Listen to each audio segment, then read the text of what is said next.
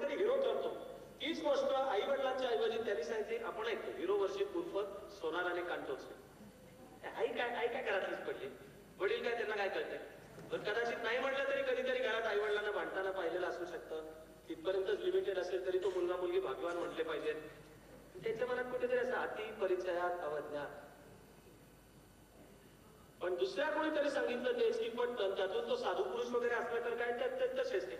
म्हणून फार आशेने ही आई की आपला हा छोटा मुलगा तरी रामकृष्णांना मानला, गरीब त्यांचं भजन करतो. म्हणून माई घेऊन आली. रामकृष्णांनी त्यांच्याकडे पाहिलं आणि रामकृष्ण माईंना म्हणाले, माई तुम्ही मला 30 दिवसांनी येऊन भेटा. भारतीय समाज व्यवस्थेमध्ये 30 दिवसांनी भेटा असे सांगणारे दोन प्रकार आहेत. एक म्हणजे साधू पुरुष आणि दुसरी सरकारी यंत्रणा. हे सामान्य नागरिकाला सांगतात 30 दिवसांनी भेटा, 30 दिवसांनी भेटा. किंवा कधी सांगतात तुमची जी फाईल आहे ना पुढल्या सोमवारी भेटा, पुढल्या सोमवारी भेटा. अशी सरकारी यंत्रणा सामान्य नागरिकाकडून 16 सोमवारचं व्रत करून घेते. त्या व्रताचं उद्यापन अर्थात व्हॅट 69 ची बाटली किंवा बायकोसाठी शिफॉन जॉर्जेटची साडी किंवा पोराची स्विस बँकेतला अकाउंट आणि पोराची डून स्कूल किंवा स्वित्झर्लंडमधल्या शाळेची फी या भाषेमध्ये असतात. देश गेला खाट्यात. पण जर सरकारी अधिकाऱ्यांनी सांगितलं 30 दिवसांनी या तर प्रश्न विचारायचा नसतो. आणि साधू पुरुष म्हणला 30 दिवसांनी या, प्रश्न विचारायचा नसतो. का? साधू पुरुष म्हणला माई 30 दिवसांनी या, गप निघून जायचं आणि 30 दिवस विचारलं उलट तर हा साधू सरकला तर काय घ्या, तो शाप देईल, भस्मसात करेल, त्याच्यापेक्षा नको बाबा. तरी साधू कमी डेंजरस. सरकारी अधिकाऱ्यांनी सांगितलं 30 दिवसांनी या, त्याला म्हणलं काय रे बाबा माहितीच्या अधिकाराखाली माझा हक्क आहे, कारण मला फाईल बघायची. तो म्हणेल असं का तुझ्याकडे बघतो, ती फाईल सापडणारच नाही नंतर काय झालं त्या फाईलचा गप निघून जायचं. माई गेल्या, विचारायचं नसतं उलटा प्रश्न. या माई गेल्या, लक्षात ठेवून 30 दिवसांनी आल्या. रामकृष्णांच्या लक्षात होतं. रामकृष्णांनी त्या बाळाला जवळ घेतलं, त्याच्या केसातून हात फिरवले आणि म्हणाले, बाळ तुला शक्ती हवी ना, ताकदवान व्हायचं ना, तर गुळ खाऊन घोळणा फुटतो आणि बंद करशील का? त्या मुलाने मांडवलं. हो करीन बंद. घरी गेले. 7 दिवसाची माई परत आली.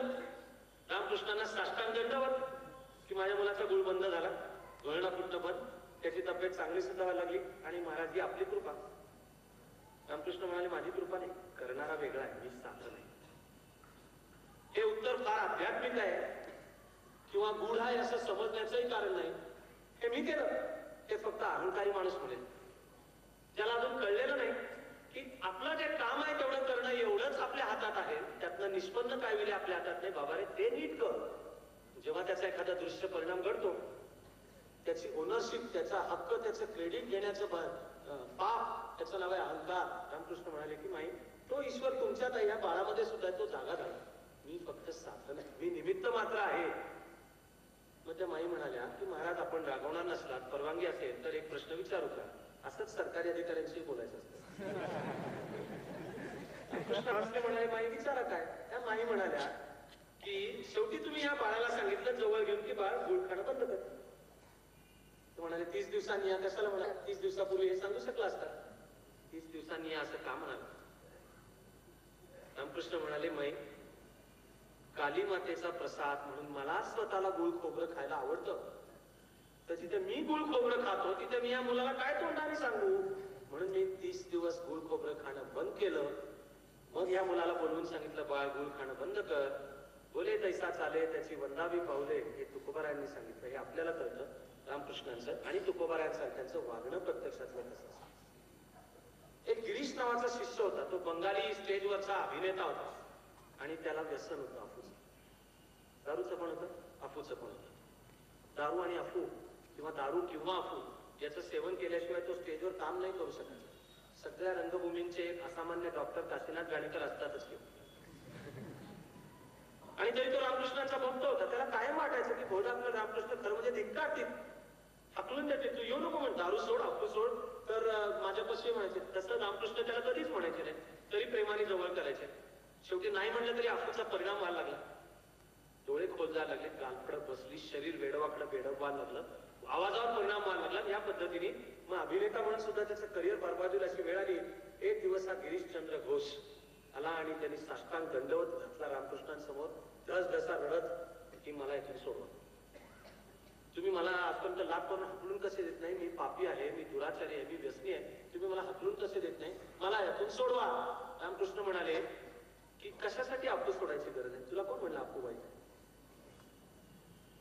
मला खात्री आहे की गिरीश पण दचकला असला पाहिजे आणि बारीक डोळ्याने त्याने रामकृष्णांकडेच पाहिलं असलं पाहिजे की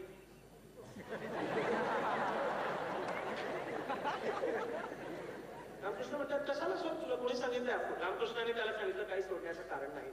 एक गोल खडू होता, जवळ एक गोल गोल होता, असा बोटासारखा नव्हता, गोल होता. तो गोल खडू रामकृष्णाने उचलला आणि गिरीशला म्हणाले की हा घे, रोज या खडूच्या वजना एवढी अप्पू सेवन कर आणि दररोज ती सेवन करून झाली की मात्र त्या खडूची भिंतीवर खून कर की आजची अप्पू घेतली.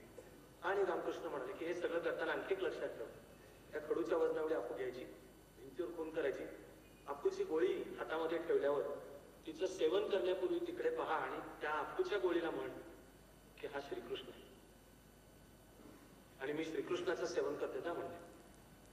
5-6 दिवसात गिरीश परत आला. पुन्हा महाराजांना रामकृष्णांना साष्टांग दंडवत की महाराज माझी अप्पू सुटली आणि आपली कृपा. रामकृष्ण म्हणाले माझी कृपा नाही.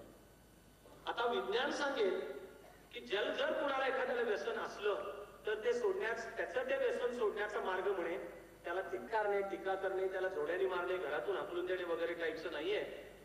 व्यसन हा रोग आहे आणि त्याला उपाय मानसिक पातळीला एक उत्तर, love and compassion, unconditional love and compassion. प्रेम, प्रेम ही सर्वात मोठी नशा आहे. त्याला हा संदेश द्या की तू आहेस तसा तुझा स्वीकार आहे, आमचा आहेस. पण बाबा रे, दुसरी नशा नाही का करताना मानवी संबंधांची, प्रेमाची, ज्ञानाची. पण एका बाजूला हवंय व्यसनी माणसाला लव्ह अँड कम्पॅशन आणि दुसऱ्या बाजूला ते व्यसन एकदम सोडायला तुम्ही त्याला सांगितलं तर त्याचं शरीर आचके देईल. विशिष्ट ती दारूची किंवा कुठली जी सवय असेल ती सवयची जी वेळ आहे त्यावेळेला शरीर आरडाओरडा करत उठतं की मला तेच पाहिजे. विज्ञानाने त्याला दिलेलं नाव आहे विथड्रॉल सिम्पटम्स.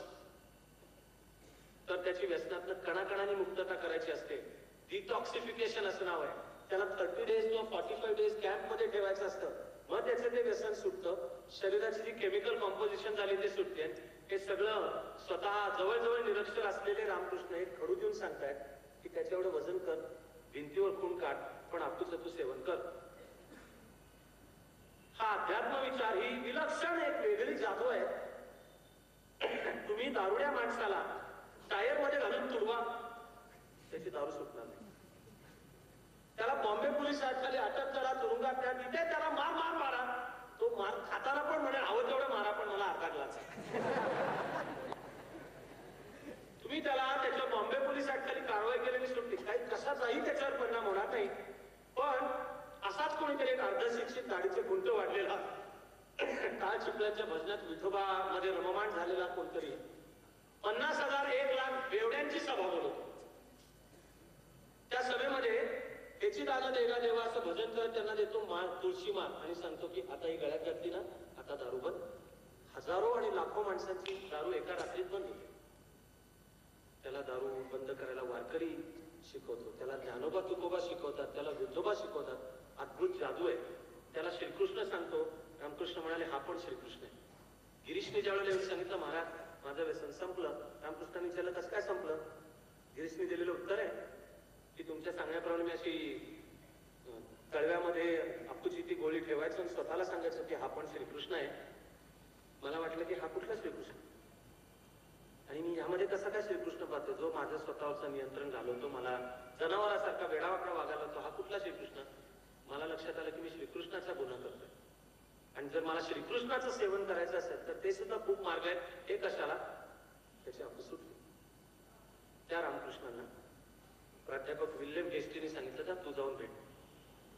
नरेंद्र गेला भेटायला एका संध्याकाळी. त्याचे दक्षिणेश्वरीचं मंदिर आहे, छान आहे. म्हणजे त्याचं सौंदर्य, आर्किटेक्चरल डिझाईन सुद्धा एकदम छान आहे. पांढरे शुभ्र कळस आहेत, लांबून दिसतात, दुसरीदा दिसतात. सर्व बाजूनी मोठी तटबंदी आहे, मध्ये मंदिर आणि दगडांनी केलेली दगड रोवून केलेली एक पायवाट आहे. ती त्या मंदिराच्या कोपऱ्यामध्ये रामकृष्णांची मठी होती तिथपर्यंत जायची. एका संध्याकाळी नरेंद्र तिथे पोहोचला आणि त्याला येताना पाहिलं. आतमध्ये बसलेले रामकृष्ण त्याला येताना पाहूनच म्हणाले ये बाळ नरेंद्र, इतका उशीर का केलास रे? मी तुझे किती दिवस वाट पाहतो. चकलं त्यांना कसं काय माहिती. पण म्हणून लगेच शरण जाण्या एवढा लेचा पेचा त्याचा बुद्धिवाद नव्हता. कदाचित हे शक्य आहे की प्राध्यापक विल्यम हेस्टीनी त्यांना सांगितलेलं असेल की एक जरा टणटण करत तरुण मुलगा येईल, तो तुम्हाला जरा काहीतरी उद्धट उर्मट सुरामध्ये विचारेल, तर जरा सांभाळून घ्या बरं का, मुलगा बाकी तसा चांगला आहे. आणि कदाचित त्याचा सोडाच ही जी भेट आहे 1881 सालातली, त्याच्या काही महिने आधी कलकत्त्यातले एक ज्येष्ठ व्यक्ती सुरेंद्रनाथ मित्र, खरे ते धर्माने ख्रिश्चन म्हणजे कन्वर्ट झाले, ते ख्रिश्चन होते, पण त्यांच्या घरी भजन वगैरे होत असत. त्या एका कार्यक्रमाला, कारण सुरेंद्रनाथ मित्र रामकृष्णांना मानत असत, तिथे रामकृष्ण होते आणि त्या कार्यक्रमामध्ये नरेंद्रने एक भजन गायलं होतं. तेव्हापासून रामकृष्णांनी सुरेंद्रनाथ मित्र यांच्यापाशी नरेंद्रची प्रचंड चौकशी केली होती. हा मुलगा कोण आहे, कुठे राहतो, त्याला मला भेटायला तुम्ही पाठवाल का? इतकी चौकशी केली होती की सुरेंद्रनाथ मित्रांना सुद्धा आश्चर्य वाटलं. एखादा मुलगा आवडला, बुद्धिमान आहे, काहीतरी त्याच्यात विशेष चमके कळलं, पण तर रामकृष्ण अतिच करतात. म्हणून रामकृष्णांना भेटायला आल्यानंतर रामकृष्ण सांगतात, नाही ये बाळगरे, तुझी किती काळ वाट पाहतो. त्याचा बळकट बुद्धीचा जो आधार आहे तो पक्का होता. बसल्यानंतर त्यांनी रामकृष्णांना प्रश्न विचारला, तुम्ही ईश्वर पाहिलाय? आता मात्र त्याला आजपर्यंत मिळालं नव्हतं असं उत्तर मिळालं. ते शांत चेहऱ्याने होतं की हो, मी ईश्वर पाहिलाय. तू माझ्यासमोर बसलायस हे जेवढं सत्य आहे त्यापेक्षा जास्त मी ईश्वर पाहिलाय हे सत्य. काली मातेशी बोलतो. नरेंद्रला उत्तर पटलं असेल का? खरं म्हणजे पुढे स्वामीजींनी सांगून ठेवले की त्यावेळी उत्तर नाही पटलं, पण माणूस पटला. त्यामध्ये काहीतरी वेगळेपणा असं जाणवलं. रामकृष्ण नरेंद्राला घेऊन आतल्या खोलीत गेले आणि त्याला असं बसायला सांगून रामकृष्णांनी पायाचा स्पर्श केला नरेंद्र. वर्णन स्वतः स्वामीजींनीच पुढे करून ठेवले. मला असं गरगरायला लागलं भोवती सर्व. एक गरम उष्ण लाट माझ्या अंगामध्ये शेती आहे. भूतीच्या ज्या वेगवेगळ्या वस्तू त्या एकमेकांमध्ये मिळून जातात. मी ओरडलो सुद्धा की अहो तुम्ही माझं हे काय करताय. मग रामकृष्ण हसले, म्हणाले थांब जरा, तुझी अजून वेळ आलेली नाही. म्हणून त्यांनी मला छातीपाशी स्पर्श केला. मी भानावर आलो आणि मग भानावर आलेल्या नरेंद्रला असं त्याचा हात हातात घेऊन रामकृष्णांच्या डोळ्यात गळागळा अश्रू आणि ते म्हणतात की फार उशीर लावला, आता मला भेटत नसेल ना, मला वचन दे, मला तुझा विरह सहन होत नाही. नरेंद्रच्या डोक्यात विचार आला की हे काहीतरी सटकलेला भुजलेला हे स्वामीजींनी सांगून ठेवलं बरं. हे काहीतरी विचित्र यांचं वागणं, याला पुन्हा म्हणून असं करू देता कामा नये. त्यामुळे आतल्या खोलीतून बाहेर आल्यानंतर सर्व काळ नरेंद्र त्यांचं वागणं बारकाव्याने ऑब्झर्व करत होता की आता काय. बाहेर आल्यानंतर त्यांचं वागणं एकदम नॉर्मल होतं. म्हणजे काहीतरी सायकिक प्रॉब्लेम असल्याचं काय निर्णय तू की मी सटकले की काहीतरी असे वागतात, नॉर्मल नाही झाले की असे वागतात. 1 महिन्यात 3दा भेट झाली आणि 3ही वेळा रामकृष्णांनी नरेंद्रला समाधीच्या अनुभवाच्या खूप जवळ नेलं आणि परत आणलं. नरेंद्र रमला रामकृष्णांच्या बरोबर, पुन्हा पुन्हा जाऊ लागला. पण तो आपल्या गुरुची परीक्षा घेतो, कठोर परीक्षा घेतो. एकदा एका कीर्तनामध्ये रामकृष्ण म्हणाले की मला पैशाचा चटका बसतो. सोने चांदी आम्हा मृत्तिके समान, तिची तुकोबारांची ओळ आहे तशी ओळ. नरेंद्र म्हणला असं का? मंदिरामध्ये पूजा चालू असताना हा रामकृष्णांच्या खोलीत आला. त्यांचा बसण्याचा जो पलंग होता त्याच्या गादीखाली त्यांनी एक नाणं ठेवलं 1 रुपयाचं आणि ताराड लपून बसला. पूजा संपवून रामकृष्ण मठीमध्ये परतले आणि त्या पलंगावर बसले. ते तात्काळ उभे राहिले एकदम की मला चटका बसतोय. ताराडून नरेंद्र बाहेर आला. तो पाया पडला की गुरुदेव माफ करा. रामकृष्ण पण हसले. हा भयंकर उद्धट बोलत असे रामकृष्णांना. मूर्तीपूजा खोटी आहे, कसली तुमची काली माता ती बकवास आहे, अशीच सगळी. शेवटी एक दिवस रामकृष्ण चिडले आणि म्हणले मग येत जाऊ नकोस माझ्या इथे. तर तू माझ्या मातेबद्दल जर असं बोलत असेल तर जा, येत जाऊ नको. तरी नरेंद्र येत राहिला. मग एक दिवस रामकृष्णाने विचारलं की का रे, तू माझ्या मातेलाही मानत नाहीस, तू मला पण हे असं बोलतोस करतोस, तर येतोस कशाला? नरेंद्रांनी दिलेलं उत्तर आहे की तुम्ही सांगता ते मला नाही पटत, पण तुम्ही आवडता. उत्तरातला मूळ शब्द माझं तुमच्यावर प्रेम आहे. प्रेम आहे, मला तुमच्याबद्दल प्रेम वाटतं म्हणून येतो. पटतच असेल असं नाही. अनेक जण शिष्य होते. त्या शिष्यांच्या मध्ये प्रताप म्हणून होता. पुढे या प्रतापचे प्रताप काही फारसे बरे नाही. पण तो सांगायचा सर्वांना की रामकृष्ण सांगतात सर्व विश्व एक आहे, एकच ऊर्जा, एकच एनर्जी, एकच विश्व, एकच ईश्वर सर्वत्र भरलेला आहे. नरेंद्रला काय हे मंजूर नव्हतं. त्याला मूर्तीपूजा मंजूर नव्हती. दगडात कसला देव आहे त्याला मंजूर नव्हतं. आणि सर्व विश्वामध्ये एकच चैतन्य हे तर त्याला त्याहून मंजूर नव्हतं. त्यामुळे एक दिवसच्या संध्याकाळी, एका संध्याकाळी त्या रामकृष्णांची जी खोली म्हटली त्याच्या बाहेर थोड्या अंतरावर प्रताप आणि नरेंद्र बोलत होते. आणि प्रताप सांगत होता नाही, विश्व एकाच शक्तीपासून बनलेले, सर्वांमध्ये तीच एक शक्ती आहे. नरेंद्र खोखो खोखो हसत सुटला तर ते रस्त्यावरनं जाणारा गाढव दिसतं ना, त्या गाढवात आणि तुझ्यात एकच शक्ती भरून राहिलेली असेल माझ्या. रामकृष्ण तिथून चाललेले होते. त्यांनी ते खोपो खोपो खोपो हसणं ऐकलं. विचारलं काय रे नरेंद्र, काय म्हणतोस? तर नरेंद्र हसत रामकृष्णांच्या मागे गेला आणि रामकृष्ण म्हणे तो याला असं म्हणतोय. आणि मी त्याला सांगितलं की ते गाढव आणि तुझ्यात एक असेल. रामकृष्ण हसले आणि रामकृष्णांनी नरेंद्रच्या कपाळाला स्पर्श केला. उजव्या हाताने नरेंद्रच्या कपाळाला स्पर्श केला. तोही अनुभव पुढे पुन्हा स्वामीजींनी सांगून ठेवलाय. सगळं असं गार गार गार गार गार फिरायला लागलं. त्या ज्या वस्तू वेगवेगळ्या दिसतात त्या एकमेकात जाऊ लागल्या. प्रचंड उष्णता निर्माण झाली. आता तर पडलाच नरेंद्र खाली. किती वेळ गेला त्याची त्याला काही माहिती नाही. भानावर आल्यानंतर रामकृष्णांनी पुन्हा त्याच्या हृदयाला स्पर्श केला. सांगितलं तुला अद्वैताचा साक्षात्कार हवा होता ना, आणि माझ्या फार मागे लागला होतास ना समाधी सुख हवंय, तेव्हा तुला एकदा मी समाधी सुख दिलं. पण आता मी ते तुझ्या भोवती मायेची चौकट उभी करून किल्ली बंद करून टाकतोय, कारण तुला या देशात आणि विश्वात काही कार्य घडवायचं.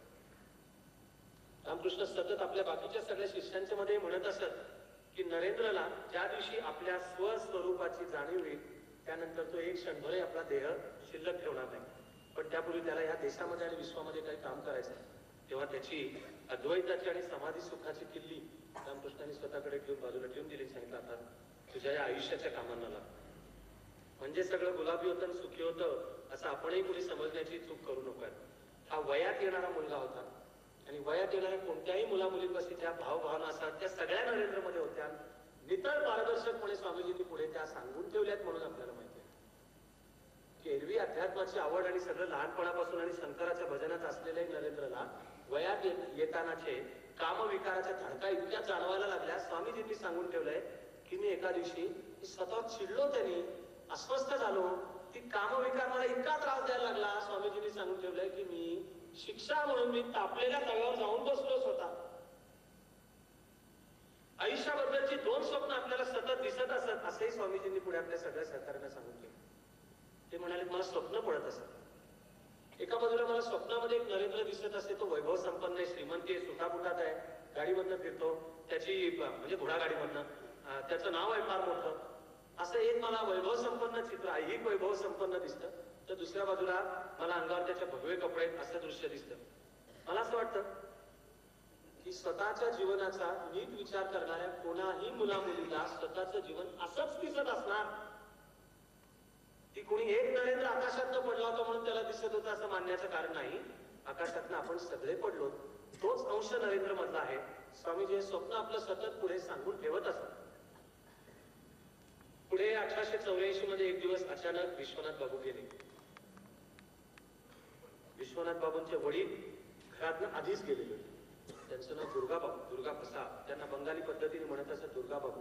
ते केव्हा तरी आधीच गेलेले होते आणि त्यांना अध्यात्माची वगैरे ओढ होती. ते गेले, ते संन्यास घेऊन पुढे निदान पुराव्याविषयी म्हणता येईल असे दुर्गा बाबू कुठेही सापडून आलेले. कोणी म्हणतं कलकत्त्यामध्ये होते, मनकर्णिका घाट, आपले काशीमध्ये होते, मनकर्णिका घाटावर पाहिलंय. कोणी म्हणत कलकत्त्यात येऊन गेले, कोणी हिमालयामध्ये जाऊन आले तर सांगायचे मला तिथे दुर्गा बाबू दिसले होते. वस्तुस्थिती आहे की शेवटपर्यंत कुठे प्रत्यक्षात दुर्गा बाबूंचं दर्शन कुठे कोणाला घडलं होतं असं मात्र चित्र आढळून येत नाही. जणू आजोबांचं जेनेटिक कोड या नातवंडामध्ये आलेला असावा असा. ते सुखासमानामध्ये राहणारे जे गुरु होते, जे वडील होते, ते अचानक 1884 मध्ये एक दिवस गेले. विश्वनाथ बाबू फार काटकसरीने राहणारे वगैरे नव्हते, रसिक होते, पैसे उधळणारे होते आणि त्यामुळे जेव्हा ते गेले त्यावेळेला हाताशी पैसा तर सोडा सोडून पैसा तर नव्हताच, कर्ज होतं. एक फुकट्या काका म्हणजे विश्वनाथ बाबूंचा भाऊ हा वडिलांच्या कमाईवर सतत जगत असायचा. त्याचा पण नरेंद्रला राग असायचा आणि तो विश्वनाथ बाबूंना अनेकदा नरेंद्र म्हणाला होता की हे काका हा फुकट्या, हा काही कमवत नाही, काही करते, तुम्ही जरा त्याला काहीतरी सांगा. विश्वनाथ बाबू म्हणत असत की आपल्याला जे कृपेने मिळतं हे काय आपलं नाहीये, त्यावर वाटू सगळ्यांना देऊ. तो काका डॅम्बिस होता, खुनशी होता. लहान वयामध्ये केव्हा तरी नरेंद्रनी वडील अमुक ठेवून जातात, ते मृत्यूपत्र वगैरे करताना वडिलांना तो पाहायचा ना. तर नरेंद्रने एक दिवस वडिलांना हे दुसऱ्या कोणाचं तरी मृत्यूपत्र करताना लिहिताना पाहिले की वडील आपल्या मुलाकरता अमुक अमुक ठेवून जातात. नरेंद्रने आपल्या वडिलांना विचारलं होतं की तुम्ही माझ्याकरता काय ठेवले. विश्वनाथ बाबूंनी दिलेलं उत्तर असामान्य होतं. विश्वनाथ बाबू म्हणाले ते आरशासमोर जा, तुला दिसेल मी तुझ्याकरता काय ठेवले. पण ते विश्वनाथ बाबू 1884 गेले. कर्जाचा बोजा आला, राहती मोठी हवेली गेली आणि जे घर दूध दुभत्याने भरलेलं आणि श्रीमंत घर होतं त्या घरावर 18 विश्व दारिद्र्य आलं. दारिद्र्य म्हणजे किती दारिद्र्य? 2 वेळच्या खाण्याची भ्रांत. त्यावेळेपर्यंत नरेंद्र बीए झाला. बीएला सेकंड क्लास आहे आणि त्यामुळे आता नोकरी एकीकडे शोधायला पाहिजे. घरचा भार हा मोठा भाऊ, एक दुसरा धाकटा भाऊ, त्याचं नाव भूपेंद्रनाथ दत्त, त्याचाही पुढे इतिहासात उल्लेख आहे. एक बहीण होती, तिचा विवाह झालेला होता, तिचा नवरा दारुड्या होता आणि तो दारू पिऊन घरामध्ये मारहाण करत असे आपल्या बहिणीला. आणि ही सगळी जबाबदारी नरेंद्रवर आलेली. त्या कुटुंब व्यवस्थेमध्ये बहिणीचा भाऊ या नात्याने तो आपल्या बहिणीची बाजू घेऊन तिच्या त्या नालायक दारुड्या नवऱ्याला काही म्हणू पण शकत नव्हता. त्याची कुचंबणा, कुत्तरोड होणारी घुसमट नरेंद्रला जाणवली असली पाहिजे. पुढे आयुष्यभर स्वामीजींनी अध्यात्म म्हणजे स्त्रीची समता, स्त्रीचं शिक्षण असंही सांगून ठेवलेलं आहे. काळाच्या संदर्भात मी घटना सांगताना तुम्हाला थोडासा पुढे जातोय. पुढे रामकृष्णांच्या निर्वाणानंतर नरेंद्रची भारत भ्रमण यात्रा चालू होती. त्या काळात नरेंद्रच्या या बहिणीने घरी होणाऱ्या छळ आणि मारहाण याला कंटाळून आत्महत्या केली होती. ही बातमी नरेंद्रला, संन्यास घेतलेल्या नरेंद्रला प्रवासात पुढे कळली होती. मग पुढे अमेरिकेमध्ये धर्मविजय, विश्वविजय करून परतल्यानंतर कलकत्त्यात आल्यावर स्वामीजींनी इच्छा प्रकट केली होती की मला सोनागाछी मध्ये जायचंय. सोनागाछी म्हणजे कलकत्त्याची वेश्यावस्ती. स्वामीजींचे शिष्य पळत पुढे वेश्यावस्तीत गेले सांगायला की स्वामीजी म्हणतात, त्यावेळेपर्यंत विवेकानंद नाव होतं, विख्यात झालेले होते. कलकत्त्यामध्ये त्यांच्या स्वागताची प्रचंड मिरवणूक निघालेली होती. असा एक साधू पुरुष आपल्या वस्तीत येतो म्हणल्यावर त्या वेश्यात रडायला लागल्या. त्यांच्या डोळ्यात अश्रू. कारण आम्ही पती, आम्ही या संस्कृतीचे बळी आणि पुरुषप्रधान समाज व्यवस्थेत जे स्त्रीचं शोषण होतं त्याचा रात्रीचा चेहरा वेगळा आणि सकाळचा चेहरा वेगळा. तो लुटायला पुढे आहे पण माणूस म्हणून जगवायला पुढे नाही. त्या वेश्या स्त्रियांना त्यांच्यातला माणूस, नवे त्यांच्यातला ईश्वर तो आहे असं सांगायला हा एक साधू पुरुष येतो. म्हणल्यावर त्या खुश झाल्या, त्या रडायला लागल्या. त्यांनी स्वागताची तयारी केली. स्वामीजी सोनागाछी मध्ये पोहोचले. त्यांची पूजा, त्यांची आरती करायची पहिली वेश्या उभी होती. तिच्या स्वामीजी पाया पडले. तेव्हा ते ढसढसा रडत होते. त्यांनी त्या ढसढसा रडण्यात हात जोडून तिला म्हणाले, काली माते मला माफ कर. आणि मी विचार करत राहतो की स्वामीजी असं का म्हणले असतील. थोडस जे समजण्याचा भ्रम आपल्याला वाटतो किंवा आपल्याला काय समजलेलं नाही एवढं तरी जाणवतं. त्यात मला वाटत राहतं की स्वामीजींना जाणवलेलं असलं पाहिजे की निदान त्यावेळेच्या समाज व्यवस्थेत तरी एकदा आपल्या बहिणीचं लग्न झालं, मुलीच्या अंगाला हळद 2दाच लागणार. एकदा लग्न होऊन नवऱ्याच्या घरात जाताना पुढच्या वेळी शरीर हळद लागून बाहेर पडेल, त्या तिरडीवरच बाहेर पडेल असं म्हणणारा देश आणि संस्कृती त्यावेळची. नवरा कसाही निघाला तरी तो ईश्वर, त्याच्याच घरी जगायचं तर मरायचं तर त्याच्याच घरी. जर तिथून बाहेर पडायचं असेल तर संस्कृतीने शिल्लक ठेवलेली वाट एकच होती, ती सोनागाछीकडे येत होती. स्वामीजी प्रणाम करून तिच्यापाशी रडले होते, काली माते मला माफ कर. तेव्हा रामकृष्ण सांगत होते आणि याच्यामध्ये ईश्वराचा अंश वगैरे म्हणून सगळं सुखाचं झालं असं समजण्याचं कारण नाही. कित्येक वेळा स्वामीजींनी आपल्या मित्रांना किंवा अन्य सहकारी गुरुबंधू तपस्वी साधकांना जी पत्र पाठवली त्यामध्ये लिहिलंय की मला माझा रस्ता सापडत नाही, वाट कळेनाशी झाली आहे, सगळं आयुष्य वाया गेलंय, आपल्याच आणि या आयुष्यात काही घडणार नाही असं वाटणं चालू झालेलं आहे असं स्वामीजी पुन्हा सांगतात. आणि रामकृष्णांच्या निर्वाणानंतर सुद्धा सांगतात. निर्वाणापूर्वी तर रामकृष्ण सर्वांना सतत सांगत असत की माझ्या नरेंद्र मधून पास हा एक दिवशी सगळं जग हलवून सोडेल.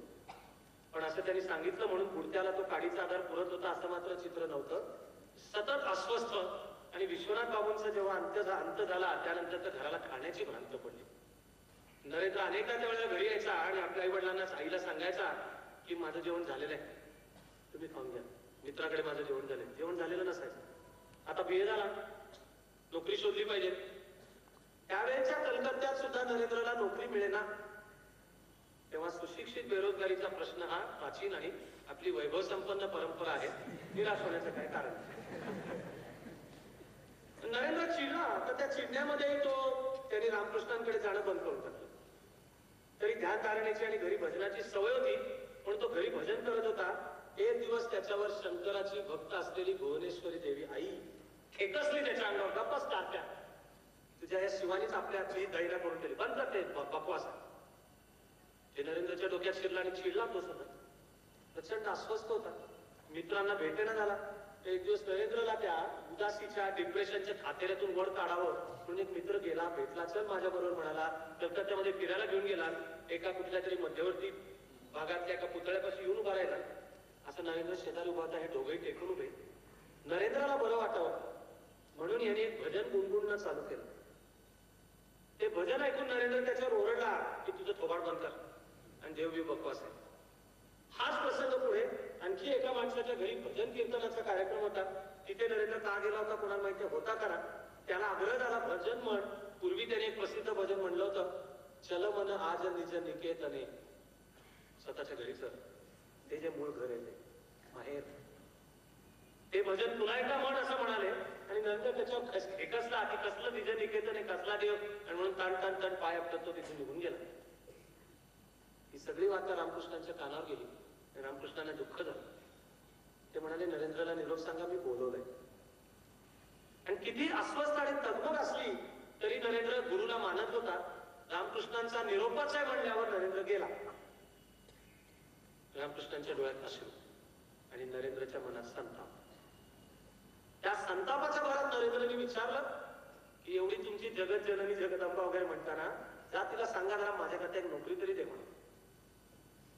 तर रामकृष्ण हसले, म्हणाले, बघ त्या काली मातेपाशी मी तर काय मागत नाही बाबा, पण ती तुझा ऐकेल. आणि जा, आता पूजेची वेळ आहे, संध्याकाळ होत आलेली, जा तिच्याकडे जाऊन तुला जी नोकरी हवी ती मग तुझी व्यवस्था होईल. अस्वस्थ असलेला, उद्विग्न असलेला, संतापाने ज्याचा अंतःकरण भरलेलं होतं असा नरेंद्र तगमग तगमग करत झाप झाप झाप झाप चालत गेला मंदिरापर्यंत. त्या गर्भगृहाच्या दारापाशी पोहोचल्यानंतर त्याच्या मनात ते सगळे विचार हरवून गेले. चित्त शांत झालं. तो चालत चालत कालीमातेसमोर गेला, हात जोडले, म्हणाला, माते मला ज्ञान दे, वैराग्य दे, भक्ती दे. थांबला असा खूप वेळ आणि आला परत. रामकृष्णांना भेटला. रामकृष्णांनी त्याला हसून विचारलं की काय रे, काय झालं, मागितलीस का नोकरी? तेव्हा नरेंद्र भानावर आला, काय रे, आपण गेलो तो नोकरी मागायला, हे काय होऊन बसलं. रामकृष्ण खदा खदा हसत सुटले आणि म्हणले, बघ हे असं होतं, पण अजूनही उशीर झालेला ना, पटकन पळत जा आणि पुन्हा माग. पुन्हा तोच अनुभव आणि पुन्हा तोच अनुभव. माते मला ज्ञान दे, वैराग्य दे, भक्ती दे. तर रामकृष्णांनी नरेंद्रला सांगितलं की तुझा जन्म याकरता नाहीच आहे आणि त्या जगतजननी पाशी जाऊन काय मागतोस ते एक नोकरी. रामकृष्ण म्हणाले, जा यापुढे तुझ्या मीठ भाकरीची व्यवस्था होऊन जाईल. असं रामकृष्ण म्हणाले, पण मीठ भाकरीची व्यवस्था झाली नाही.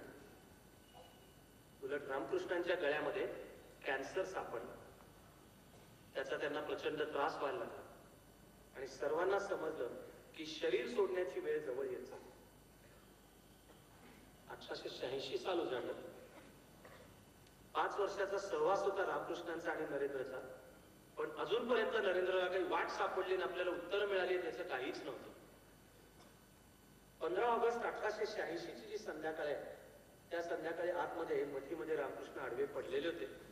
सर्वजणांना माहिती होतं की अंतकाळ जवळ आलेला आहे. खोलीच्या बाहेर थोड्या अंतरावर हात छातीशी बांधून नरेंद्र उभा होता. मेंदूमध्ये प्रचंड खळबळ की गुरुदेवांनी सांगितलंय खरं की तुझ्याकडून मोठं काम व्हायचंय, पण काय व्हायचंय, कसं करायचंय, कशाचंच काही कळत नव्हतं. प्रचंड तगमग तगमग तगमग आणि एकाही प्रश्नाचं उत्तर नाही. तर गुरुदेव म्हणतात ते तरी खरंय का? संशय, निष्ठेला गेलेला तडा.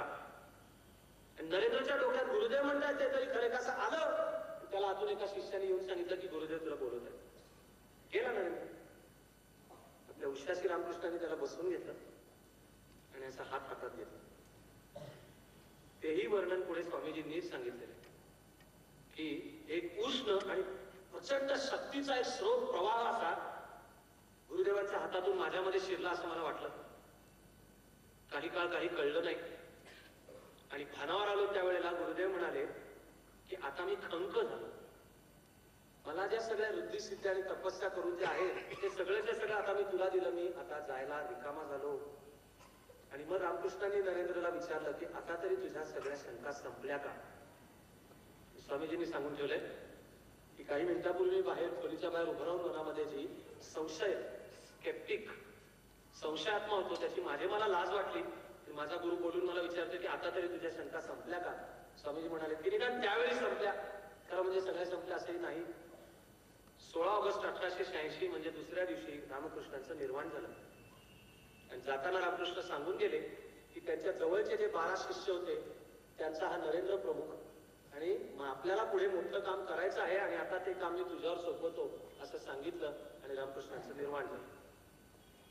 पण नरेंद्रनी रामकृष्णांचे जे एक त्यांना पाठिंबा देणारे श्रीमंत गृहस्थ मी मगाशी सांगितलेले सुरेंद्रनाथ मित्र, त्यांच्या मदतीने बडानगर या ठिकाणी एक जुनी जागा विकत घेतली आणि तिथे मठ चालू केलं. आणि हे 12 शिष्य येत असत, तप तपश्चर्य वगैरे, आणि चिंतन चालू की आपल्याला गुरुदेवांनी कुठलं काम करायला सांगितलं त्याची काहीच दिशा सापडत. खरं म्हणजे हळूहळू एक एक जण बिखरला. कोणी विवाह केला, कोणी निघून गेला, कोणी हिमालयात गेला. नरेंद्रला सुद्धा स्वतः प्रचंड वाटायचंच की आपल्याला नाही थांबायचे, मला तपश्चर्या करायची, मला जायचे जंगलामध्ये निघून, वनामध्ये निघून, मला जायचे हिमालयामध्ये, मला निदान तीर्थयात्रा करायची. पण गुरुदेवांनी जबाबदारी सोपवली, काय करायचं. अशी त्यांनी कशी कशी 2 वर्ष काढली आणि मग अस्वस्थता इतकी टोकाला गेली की नरेंद्रने या बडानगरच्या मठामध्ये त्याचे जे बाकीचे सहकारी मित्र होते त्या सगळ्यांना सांगितलं की आता मी चाललोय, पण पुन्हा जेव्हा समाजात परत येईल तेव्हा एका बॉम्ब गोळ्यासारखं आदळेल आणि या उभ्या देशाला हलवून सोडेल तेव्हाच परत येईल, हे सांगून नरेंद्र बाहेर पडले. आपण मागे वळून पाहताना तिथून पुढच्या काळाला नाव दिलंय भारत भ्रमणाचा काळ. त्यामागे काही योजना नव्हती, त्यामागे काय असं इतकेच जायचंय त्याचा क्रम होता, बुकिंग करून ठेवलेलं आहे वगैरेची काहीच योजना नव्हती. मनाला तिकडे जायचं, तसं भटकायचं आपण. मग ते भटकत भटकत उत्तर प्रदेशातलं हाथरस हे स्टेशन, त्यांची गाडी चुकली, प्लॅटफॉर्मवर बसून होते. स्टेशन मास्टर जो होता तो बंगालीच होता आणि आध्यात्मिक होता, शरदचंद्र गुप्त. तो काम संपवून एकच गाडी यायची आणि जायची, त्यामुळे काम संपवून तो निघताना त्यांनी पाहिलं की एक साधू पुरुष बसलेला दिसतोय प्लॅटफॉर्मवर. तर म्हणाला आपण का बसलात? आणि स्वामीजी म्हणाले की माझी गाडी चुकली. शरदचंद्र म्हणाला माझ्या घरी चला. 2 खोल्यांचं घर. स्वामीजी बाहेरच्या खोलीमध्ये बसले आणि आतमध्ये शरदचंद्र स्वयंपाक करत होता, भजन गुणगुणत होता. स्वामीजींनी एन्सायक्लोपीडिया ब्रिटानिकाचे खंड वाचायला घेतले, 4था खंड, व्हॉल्यूम 4 असा एन्सायक्लोपीडिया ब्रिटानिका. स्वयंपाक करायला 5-1 तास लागला. तो घेऊन शरदचंद्र बाहेर आला तर स्वामीजी त्याला म्हणाले की, शरदचंद्र म्हणाला की फार वेळ गेला, माफ करा. स्वामीजी म्हणाले की काही नो प्रॉब्लेम, एन्सायक्लोपीडिया ब्रिटानिकाचा माझा खंड 4 वाचून झाला.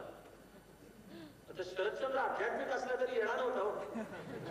त्यांनी बारीक डोळे केले, ते म्हणाले की काय कमाल स्वामीजी, या टाईपचं वाक्य असलं पाहिजे, डोंट ब्लफ. बंगालीचा संवाद झाला असता, डोंट ब्लफ काहीतरी काय सांगताय. स्वामीजी म्हणाले तुला पटत नाही का? त्यांनी खंड त्याच्या समोर ठेवला, म्हणाले चल तुला हवा तो प्रश्न विचार. आणि या शरदचंद्रांनी सुद्धा खरोखरच त्या खंडाचा कुठलं तरी पान काढून प्रश्न विचारणं चालू केलं आणि स्वामीजींनी धार धार धार धार एन्सायक्लोपीडिया ब्रिटानिकाच्या ज्या एंट्रीज आहेत त्या सांगायला सुरुवात केली. आपल्याला सगळ्यांना वाटतंय काहीतरी भयंकर अद्भुत आश्चर्य. काही याला आश्चर्य मानण्याचं कारण नाही. योग साधनेनंतर प्राप्त होणारी चित्ताच्या एकाग्रतेची क्षमता. काळाच्या भाषेत मी पुन्हा पुढे जातोय. अमेरिकेत स्वामीजी होते.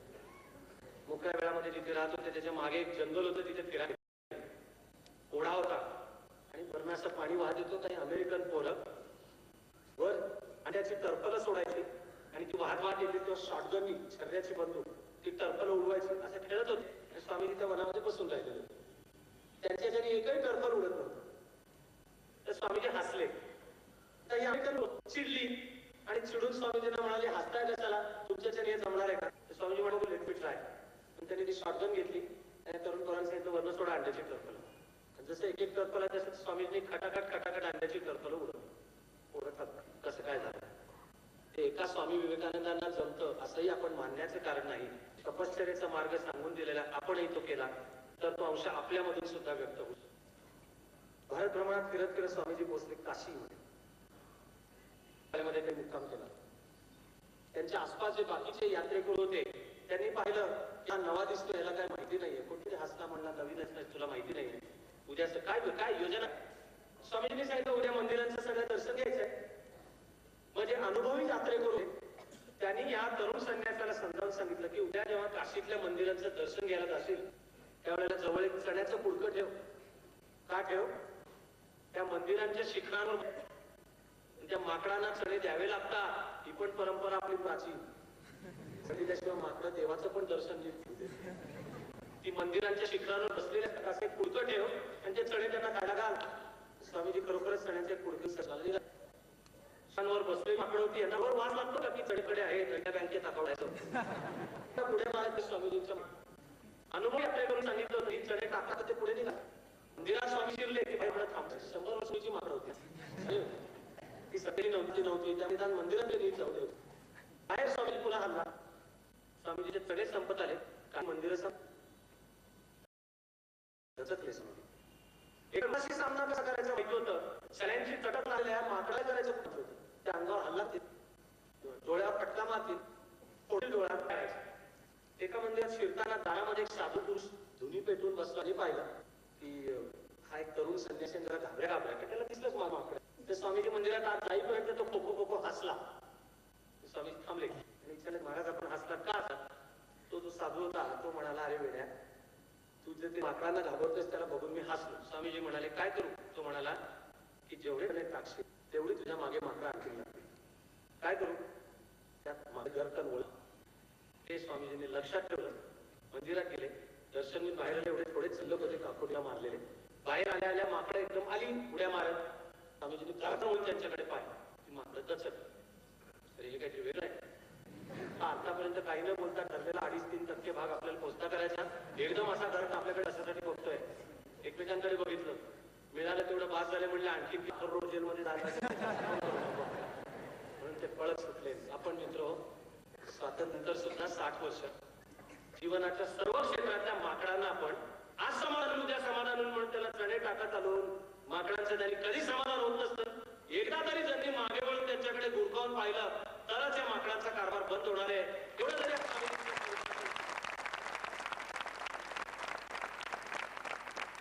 पुढे पोचले स्वामीजी. अलवारचा राजा संस्थानिक तो आपण आलेला होता उच्च विद्याविभूषित. त्याचा जो प्रधान होता तो पण विभूषित होता. ख्रिश्चनिटीचे संस्कार होते. त्याला मनापासून पटलेलं होतं आपण पूजक आहोत त्यामुळे हा देश पुढे जातो. स्वामीजी पोचले.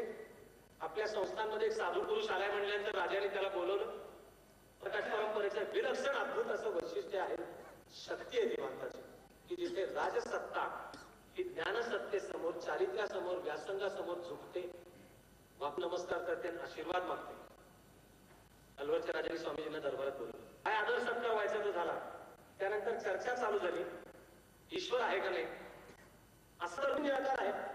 पण आपण भारतीय मागे का पडलो तर हिंदू मूर्तीपूजक आहे. इस्लामकडे सर्वांचा ईश्वर निर्गुण निराकारच आहे. पण आपण त्या मूर्तीतच रमतो. तिला गंध अष्टता अर्पण करतो. डोळ्यामध्ये अश्रू येतात. दगडामध्ये कसला आलाय त्यामुळे आपण करतो. असं मूळ नरेंद्राचंही मत होतं. पण रामकृष्णांच्या सहवासामुळे बदल त्यांनी सांगायचा प्रयत्न केला अलवरचा राजा आणि प्रधान याला की मूर्ती एक सिंबल आणि प्रतीक प्रत्येकच विचारायला लागतं. हे प्रतीक कधी 786 असेल, कधी एक भिंत ठरलेली असेल आणि खतरनाक तोड करून असे असेल, क्रॉस हेही प्रतीक आहे वगैरे वगैरे. हे अलवरचा दिवाण प्रधान आणि राजा याला काय पटेना. स्वामीजी थांबले.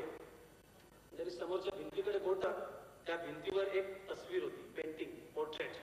असे कमरेला तलवार देखणार राजा पुरुष. स्वामीजी विचारलं हे कोण आहे? त्या प्रधानाने आत्मीने सांगितलं की आमच्या महाराजांचे. स्वामीजी म्हणाले जरा भिंतीवर काढून ती तस्वीर आणायची. प्रधान दचकला. स्वामीजींचं बरं आहे हो त्यांचं काय बिघडणार नाही. याचा CR खराब होईल म्हणून ते राजाकडे बघितलं. राजाने नजरेने सांगितलं की भिंतीवरची तस्वीर आणा. आदराने ते तस्वीर घेऊन आले.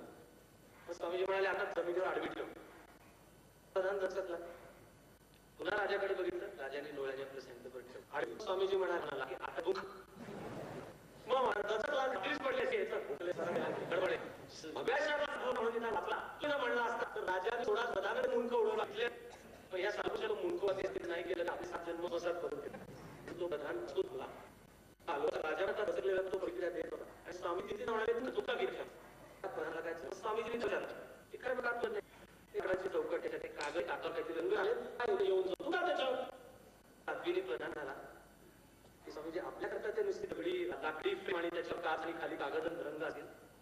आम्हाला त्याच्यात आमच्या महाराजांचे आजोबा दिसतात. मग स्वामीजी म्हणाले, रामाच्या मूर्ती कृष्णाच्या मूर्तीची पूजा करण्याश्वर दिसतो, याला तिचा आक्षेप. स्वामीजींचा प्रवास राहिला गुजरात मधल्या पोरबंदर मध्ये ते महिने राहिले ब्रह्मसूत्रांचा अभ्यास करायला. आणि भारताचं उत्थान करण्यासाठी प्रथम देशात जाऊन आणि अशी एक सर्वधर्म परिषद तिथे शिकागोला आहे, हे पहिल्यांदा त्यांना 1891 मध्ये पोरबंदरला असताना कळलं. ते जे एका विद्वान गृहस्थांच्याकडे कळलं, त्यांचं शंकर पांडुरंग पंडित, त्यांच्याकडे स्वामीजी ब्रह्मसूत्राची सूत्र, त्याचं विश्लेषण वगैरे असं सगळं शिकत होते.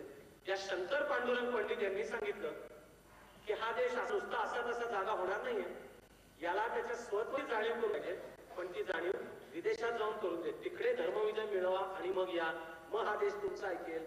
हे शंकर पांडुरंग पंडित यांनी स्वामीजींच्या डोक्यात, ते कुठेतरी डोक्यात होते तिथपासून.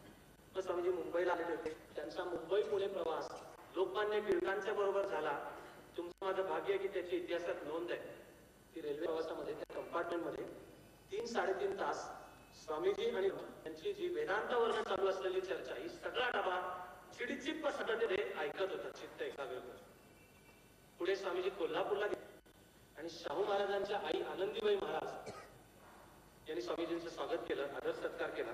एका ठिकाणी 3 दिवसाहून जास्ती दिवस राहायचं नाही असं व्रत, त्यामुळे तिथून पुढे निघायला पाहिजे. तर निघताना या आनंदीबाई महाराजांनी आग्रह केला की तुम्हाला काहीतरी भेट द्यायची. स्वामीजी म्हणाले, आम्ही काही घेत नसतो. तरी आनंदीबाई महाराज म्हणाले की नाही, काहीतरी घेतलंच पाहिजे. तेव्हा मग स्वामी म्हणाले की कोल्हापूरच्या चपलेची मी ख्याती ऐकून आहे आणि मी खूप भ्रमण करतोय, तर तुम्हाला द्यायचंच असेल तर मला कोल्हापूरची चप्पल द्या. ती घेऊन स्वामीजी पुढे गेले बेळगावला. तत्वज्ञान विषयाचे प्राध्यापक हरिपाद मित्र यांच्या घरी स्वामीजी राहायला होते. काही दिवस होते आणि तिथे स्वामीजी आल्याचं कळल्यामुळे गावामधले अनेक अभ्यासू तत्वज्ञ वगैरे मंडळी भेटायला येत असत. तर ऑक्टोबर 1892 मधली एक नोंद आहे, ती मी डोळे फाडफाडून वाचली. कारण ऑक्टोबर 1892, मी आठवण करून देतो, ऑक्टोबर 1892 मी आठवण देतो की आईन्स्टाईन 13 वर्षाचा होता. आईन्स्टाईनचा जन्म 1889 मधला आहे. ऑक्टोबर 1892 मध्ये प्राध्यापक हरिपाद मित्र यांच्या घरी चर्चा चालू आहे. आपोआप विषय वेदांतावर आला आणि त्या वेदांताची आधुनिक फिजिक्सची तुलना अशी करत करत जो विज्ञानाचा प्राध्यापक होता तो म्हणाला की हे तुला बकवास आहे. सर्व विश्व हे दिशा म्हणजे स्पेसच्या 3 डायमेन्शन्स, लेंथ, ब्रेथ आणि हाईट, स्पेस यांनी बनलेलं आहे. त्यांनी न्यूटन हे 3 लॉ. आणि स्वामीजी म्हणाले की तुमच्या फिजिक्स मध्ये दिक आणि स्पेस आणि टाइम वेगळे असतील. माझा वेदांताचा विचार मला शिकवतो की दिक आणि काल एकच आहेत. आणि पहा तुमचा वेदांत, तुमचं विज्ञान एक ना एक दिवस ते सिद्ध करेलच. ख्रिश्चन हा ख्रिश्चॅनिटी मध्ये तो एक प्रभू आपला सर्वांचा पिता, त्याचा या भूमीवरचा प्रतिनिधी म्हणजे शेवटचा सर्वश्रेष्ठ म्हणजे जीसस. म्हणून सेंट पॉल आणि सेंट पीटरनी चर्च स्थापन केलं. पोप म्हणजे आहे पिता. तर सापडणारं उत्तर आहे की खरोखर ज्याचा आत्मिक विकास खरंच इतका झालेला आहे, जो म्हणतो स्वदेशो भुवनत्रय किंवा अवघे विश्वची माझे घर, ऐसी मती जयाची स्थिर. खरंच या विश्वाबद्दल सतत जगताना ज्याच्या अंतःकरणात सर्वत्र सुखीने संतोषी प्रार्थना आहे, तो जेव्हा सहजपणे म्हणतो, तेही ज्ञानोबांनी आपल्याला सांगून ठेवलंय, ते ये हृदयचे ते हृदय. या हृदयातली खरंच तीव्र अंतःकरणाच्या तळापर्यंतची अस्तित्वापर्यंतची भावना आहे. खरंच हे विश्व माझे बंधू आणि भगिनी आहेत, या सगळ्यांचं भलं होत्या. म्हणून हा के सिस्टर्स अँड ब्रदर्स आपल्याला माहित नाही. पण टाळ्यांचा प्रचंड कडकडाट झाला आणि पुढे 120 सेकंद स्वामीजी बोलले. 9/11 मानवाच्या इतिहासातले अद्भुत स्क्रिप्ट. 9/11 स्वामीजींनी सांगितलं की विश्वातल्या सर्वात प्राचीन धर्माचा, हिंदू धर्माचा, सनातन धर्माचा प्रतिनिधी म्हणून मी आलोय. आणि तो कोणता धर्म? तर ज्यांनी जगातल्या सर्व दीनदलितांना आणि ज्यांच्यावर धार्मिक अत्याचार होते त्यांना आश्रय दिला. स्वामीजींनी सांगितलं आमच्या देशातल्या लाखो गरीबातल्या गरीब आणि एकदम खेडोपाडी राहणाऱ्या माणसांच्या तोंडी सुद्धा हा शिवमहिम्न स्तोत्रातला श्लोक असतो आणि तो असतो रुचिना मैचित्र्यात रुजुकुटील नाना पद्धतीचा नृणामेको गम्यस्त्वमसी पैसा नवैव. स्वामीजीने अर्थ समजावून सांगितला की पटणाऱ्या आपापल्या इच्छेनुसार जसे आपल्याला आपण आपल्या मार्गाने तपश्चर्या करतो, पण आपण सगळे एकाच ईश्वरापाशी पोहोचतो, ते माझा धर्म सांगतो. 2/9/11 शेजारी शेजारी स्वामीजी विश्वविख्यात झाले, शिष्य लाभले, 4 वर्ष अमेरिकेत काढली. त्या प्रवासातच मध्ये इंग्लंडमध्ये जाऊन आले. तिथे भगिनी निवेदितांची भेट झाली, मार्गारेट नोबल. त्या त्यांच्या भजनी लागल्या. अमेरिकाभर व्याख्यानांचा प्रवास झाला. कानाला ऐकायला गोड वाटतं, पण एक लक्षात घ्या, मानवी जीवनातल्या सुखदुःखांपासून स्वामीजींचं सुटका झालेली नव्हती. उलट कीर्ती जेवढी जास्त तेवढा आध्यात्मिक एकांत तर संपलाच संपला. आता वाचताना आणि तुम्हाला ऐकताना आश्चर्य वाटेल, मला वाटत राहतं, स्वामीजींच्यावर भ्रष्टाचाराचे आरोप झाले. त्यावेळी ते भारतीयांनी केले. ते करणाऱ्यातले प्रतापचंद्र मुजुमदार होते. अॅनी बेझंट यांनी एकदा स्वामीजींचं वर्णन असामान्य करून ठेवलं, पण नंतर मात्र तिकडे जाऊन भारतात परत आल्यानंतर स्वामीजींच्या विषयी वेडावाकडे बोलणं पसरवणं चालू केलं. स्वामीजींच्यावर स्त्रियांशी अनैतिक संबंध असल्याचे आरोप झाले. आणि एका घरी म्हणे ते राहत होते, तिथल्या मोलकरणीशी स्वामीजी ज्या पद्धतीने वागले त्यामुळे स्वामीजींना घरात आखडून दिलं, अशी कहाणी भारतभर पसरवली. पैसे देऊन स्वामीजींना विकत घेण्याचे प्रयत्न झाले. तुम्ही आम्ही जोपर्यंत माणसं होतो तो तुमची माझी सुद्धा सुटका नाही आणि स्वामीजींची सुद्धा सुटका नाही. पण आपलं काम आहे तपश्चर्या करत राहण्याचं जे बळ आहे ते आपल्याही जीवनातली तपश्चर्या आणि स्वामीजींच्याही जीवनातली तपश्चर्या. 100 वर्ष होऊन जातात. स्वामीजींचा बंगाल कम्युनिस्ट असतो आणि त्यांचा धाकटा भाऊ स्वतः विचाराने कम्युनिस्ट होता. ही भारत माता पुन्हा जागी होईल असं एका बाजूला आपल्याला वाटतं, पण 2005-6 सालांच्या मध्ये सुद्धा आपल्याला दिसणारं प्रचंड दारिद्र्य, विषमता, जागतिकीकरणाचं युग चालू होतं. स्वामीजी सांगतात सगळ्या साखळ्या तोडून आपण जगभर गेलं पाहिजे. ज्याच्यापाशी संवेदनशील अंतःकरण आहे त्याच्यापाशी जीवाची कालवाकालव झाली पाहिजे, अशी आजची स्थिती असते. आणि तुम्ही 100 वर्षाचं स्वामीजींचं काम काय घेऊन बसलाय? आपले सगळे संत महंत 500 वर्ष, 1000 वर्ष, 5000 वर्ष सांगतायत की बाबांनो, गळ्यातल्या माळान कपाळाचा टिळा म्हणजे धर्म नाही. आणि जे का रंजले गांजले त्यासी म्हणे जो आपुले, देव तेथेची जाणावा. आणि स्वामीजी म्हणाले, दरिद्री नारायण हे राष्ट्र आहे आणि तरी आम्ही आपसात फुटलेलो असतो, तरी आम्हाला भ्रष्टाचाराचा मोह असतो, जातीपातींचा मोह असतो. माझ्या पण काळजाची कालवा कालव होते. तेव्हा प्रश्न पडतो, काय केलं पाहिजे? उत्तर स्वामीजींनी सांगितलेलं का कथेत असतं. राजयोग पुस्तकात स्वामीजींनी कथा सांगितली. 2 साधू एका झाडाखाली शेजारी शेजारी तपश्चर्या करत बसले. मोक्ष मिळाला पाहिजे. त्यांच्यासमोर एक दिवस देव अवतीर्ण झाला. पहिल्या साधूने देवाला विचारलं की देवा, मला मोक्ष कधी मिळेल? देवाने सांगितलं, तुझी तपश्चर्या बरोबर चालली आहे, पण आणखी 4 जन्म अशी तपश्चर्या केलीस तर तुला मोक्ष मिळेल. तो साधू मटकन खाली बसला. तो म्हणाला, काय आहे देवा, मी जन्मानुजन्म ही तपश्चर्या करतोय, एका पायावर उभं राहिलो, त्याची तपश्चर्या थांबली. दुसऱ्या साधूंनी पण देवाला विचारलं, देवा मला मोक्ष केव्हा मिळेल? देवाने समोरच्या पिंपळाच्या झाडाकडे बोट दाखवलं आणि म्हणाला, त्या झाडाला जेवढी पानं आहेत तेवढी आणखीन पानं, तेवढे जन्म तपश्चर्या केलीस की तुला मोक्ष मिळेल. तो साधू नाचत सुटला. तो म्हणाला, मी निराशल्याचं काय कारण नाही, मी बरोबर रस्त्यावर आहे, न थकता न दमता मी अशी तपश्चर्या करत राहिलो तर एक ना एक दिवस आपल्याला मोक्ष मिळेलच. खरं म्हणजे आनंदाने आपल्या जीवनाची तपश्चर्या करत राहायची असते. हे ज्याला कळलं त्याला मोक्ष मिळालाच. आणि तुमचं माझं काम स्वामीजींपासून अशी प्रेरणा घेऊन आपली तपश्चर्या चालू ठेवणं हे आहे. आज आपण सगळे मिळून प्रचंड भाग्यवान आहोत एवढं मी तुम्हाला सांगतो. कारण आतापर्यंत स्वामीजी आपल्याला पाहायला मिळाले ते फक्त पुस्तकात, किंवा मी भाग्यवान म्हणून लहानपणी ते स्वामीजींना पाहिलेले म्हणजे बाय लॉ ऑफ ट्रान्झिटिव्हिटी एक स्वामीजी घरात वावरलेले पाहायला मिळाले. पण आपण सगळे असे भाग्यवान आहोत की मी माझ्या वैयक्तिक माझ्या पाठीवर आणि चाणक्य मंडळच्या पाठीवर सदेह याची देही याची डोळा आपल्याला स्वामीजी पाहायला मिळाले. त्यांचं नाव स्वाध्याय परिवारचे दादा पांडुरंग शास्त्री आठवले.